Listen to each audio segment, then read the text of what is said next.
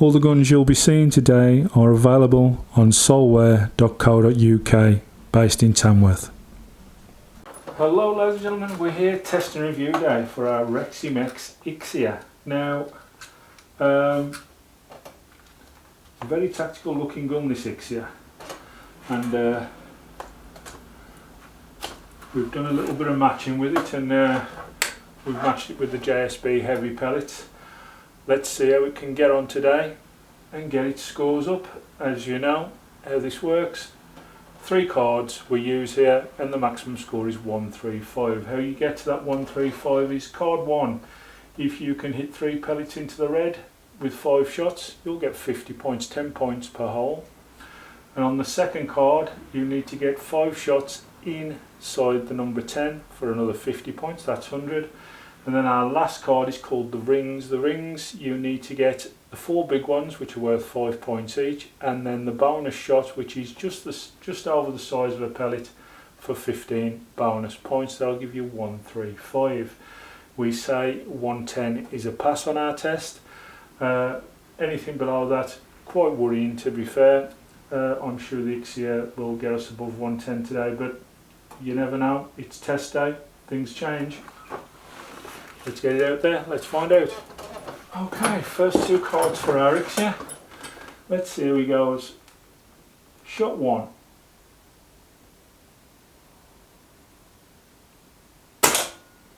Great shot. Shot 2.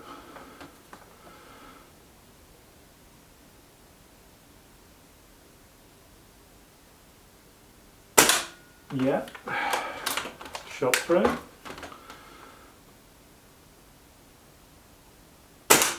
Yeah, great shot. Shot 4.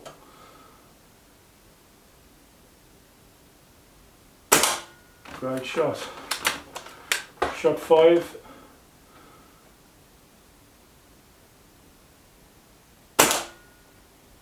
Just about, I think he's got the red there, so full house on the first one. Now, can he get 5 in the number 10 on card 2? Here we go. That's good.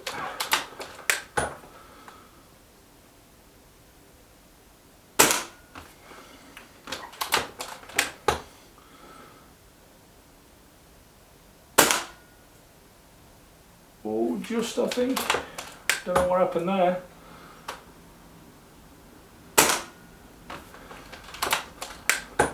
Last one. Right, I'll go and check on those because there is 2 shots there that I'm not 100% sure about, and I'll swap over to our rings. Off those first 2 cards he scored 99 points, so the rings, how can he get on with these?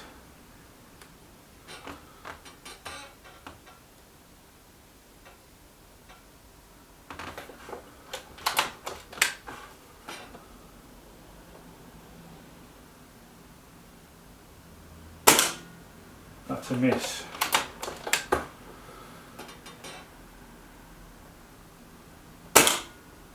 That's in. Just. And again.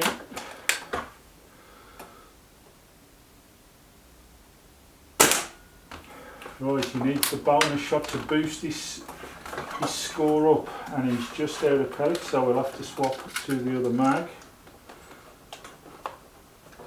This is the fiddly part with this Ixia, is unlike the other Reximexes, the magazines go in ball shape first, and they can be a little bit fiddly.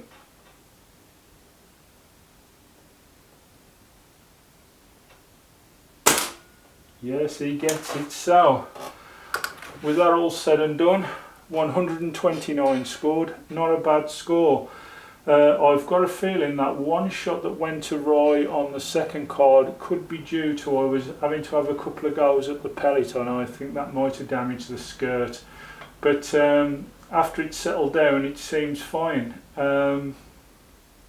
So, well done to the Reximex Ixia.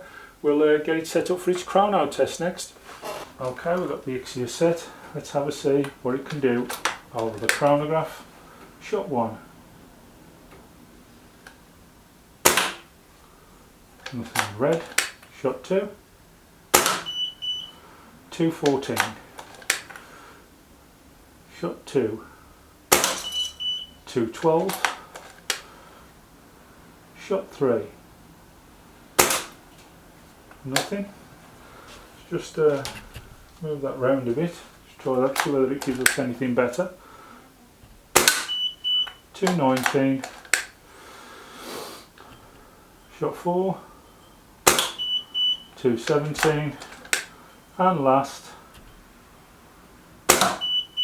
213. So between 213 and 219, if we go in the middle of those, what shall we say? 216. We'll go 216. See how we get. So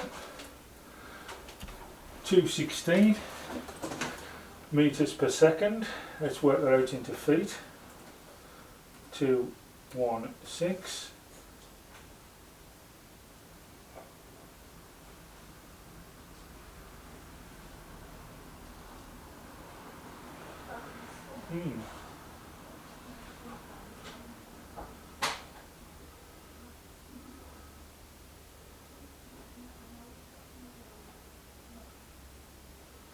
Got the wrong calculator on here, just a moment.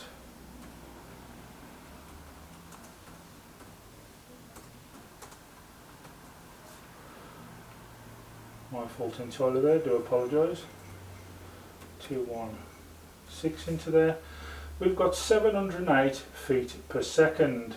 Right, so now we'll swap over to our calculator. Right, we have a 10 point, I think it's 10.4, is it the heavies? 10.3.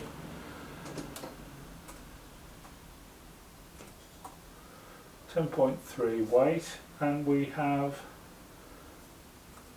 just check it again before I type it in, 708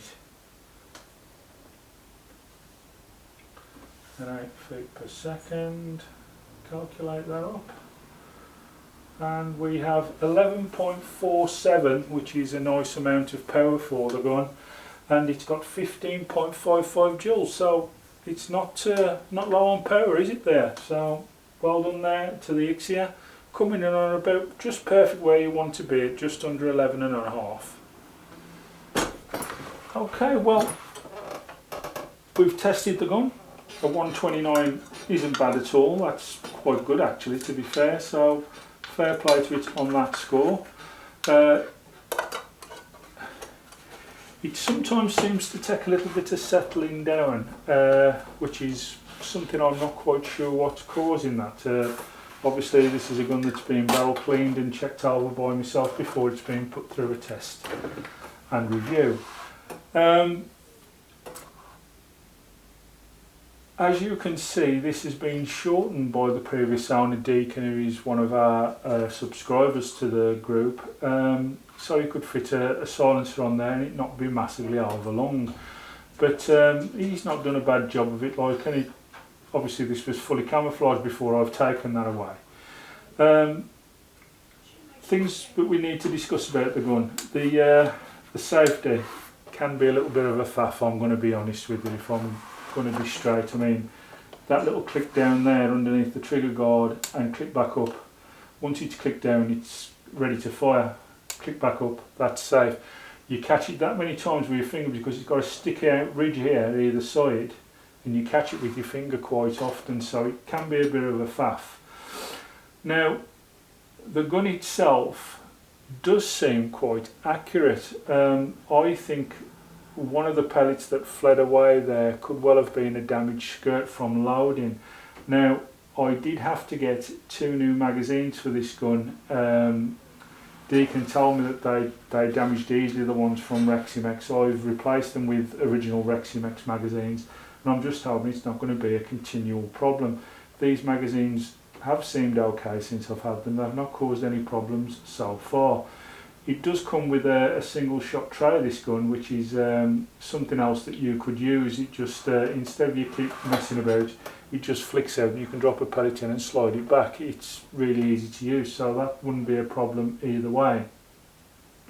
The scope I've put on this is a 3-9 with 42 Richter optic scope, and it's done quite well with it. It's worked well, can't moan. Extras that have been added on the filler port, there's this, usually there you just get a little bit of yellow rubber that you stick over the filler probe end there, and it's quite a little bit tatty, to be fair, so that's a nice little touch that Deacon fitted. The gun itself, well, 425cc bottle there, so you're looking at, I would have thought, at least probably 200 shots, and that's in the 177. With the 2.2, probably more. So it's got a decent capacity. Everything works as it should. There's 2 dials on here for the power, and to be quite honest with you, being a sub 12, you wouldn't really move them in, you know, except in very rare circumstances, really. The gun, as you can see there, excuse me, has had a recess stuck out there. That would be for the FAC version, where it's had the dial taken away inside there.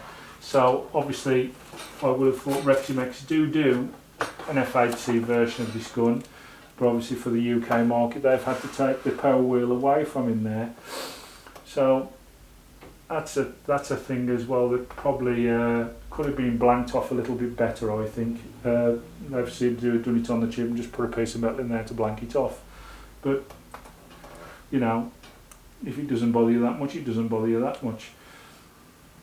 The gun's very tactical looking, isn't it? I mean, it looks very futuristic. You've got a Picatinny rail underneath here for a bipod. It is Picatinny as well for your scope, so if you do have a dovetail rail scope, pricing that you will need to change your rings for this. Oh, I do apologise, now I've told you that wrong. It's by use. You do have both sets. You can Picatinny or you can use dovetail on this. It's a bi-rail, so you can use it for either one of those. My apologies. I'm using that many guns at the moment. I get a bit confused about which one I'm reviewing. But yeah, fantastic little gun. It's worked well. I mean, is it going to cause any problems in our battle league? I think it's going to hit problems when it gets up to the likes of the S510, if it gets through to a final. But we've got a couple of guns coming up that are really classy operators in this group, and I think this is where the Ixia might struggle a bit. I try to throw in a couple of, shall we say, bargain guns and a couple of, well, budget guns they are, and a couple of high-end guns now, just to show that sometimes you don't have to spend massively to get accuracy. But I think this may struggle. It's going to be up against the Brocock concept light at the moment, which is looking massively accurate, I have to admit, at the moment. It's got the Viroc HW100 KT again, which is looking massively accurate at the moment, although that has got a leak and it's going in for repair at the moment, that one. So once we've got that back and it's operating properly, that's when I'll test that one. But this is the likes this gun is going to be up against, and it needs to perform really well to get there. So I'm hoping once it settles with its pellet and it gets used to shooting it more, it settles in the barrel, because it's just recently had a barrel clean this, that it can actually cause some damage. We've seen that it can be accurate. I mean, it took out the bonus shot there without real much effort. And to be quite honest with you, it's performed really well over this test. Would I recommend one? If you like your futuristic guns, this is one of the guns you should really look at, because you've got this, you've got probably the Kroll MP500, very futuristic. We've just had the jumbo eye cap in, which is a lovely gun to use, and to be quite honest with you, I think the eye cap comes in just underneath the price of this, and if you was going to buy something like this, I would suggest go for the high cap over this. I think the high cap's a slightly better gun, to be honest with you. There's other operators out there with the tactical market in mind, and as I say, this gun comes in at £600 at the moment, so it's, I would say it's in the middle of a budget gun and the the higher end stuff going up towards £1,000. It's right there in the middle. It's sort of like I would say in the floating market, right in the middle of the two areas. It can live up to its price tag. As I say, it's not a bad gun at all. It's quite accurate, and I think with a little bit of playing and fiddling, I can get this to operate really well. It's regulated, although when we was doing the chronograph, there was quite a bit of a spread there. Don't forget our chronograph counts in metres, so there's probably be a little gap there, maybe about 16 feet, 17, 18 feet per shot, which with a regulated gun you wouldn't usually think would happen, but so I think it's still within the lines of boundaries. Like you would like to see it within like 5 or 6 feet really, but it could be how fast I was loading the gun. You need to give that regulator sometimes just a few more seconds just to get itself back to level. The cocking arm on this is a little bit mechanical, if I'm honest with you. It's not smooth. It seems to be a little bit rough sometimes to connect in, but it's there, and you know exactly when you've loaded. Like although you've got to put a bit of pressure in there to load it, it does work okay. The trigger's lovely and smooth, to be fair. I do like the trigger on this, it is really nice. Recommend one? I would, but I'd recommend one if you're into your tactical rifles. This is a perfect looking addition to your, shall we say, your collection if you're looking for a tactical rifle. The only thing is that does this for me is I know the jumbo high caps out there, and the jumbo high cap I would choose over this every time. So that's my only thing. I would recommend it because it is accurate, it is nice to use. Although that cocking arm is a little bit mechanical sometimes, it's still okay. It's nice to, it's not, it's not a faff. It's okay. But the jumbo high cap just beats this for me in every area. It's got a smoother operating trigger, it's got a smoother cocking arm, it seems a little bit more reliable on accuracy, and it's also a little bit more reliable on the power, although this one is spot on the dot at 11.5. That's where you want your gun to be. That was shooting heavies. It'll probably be a little bit lighter, shall we say, on a normal 8.4 grain pellet, but this was with the 10.3 grains of the actual JSB heavies. But perfect for where you want it. So the power in there is spot on the dot, and that was taking a middle reading. It's probably a little bit over 11.5 with some of the higher readings, so bear that in mind too.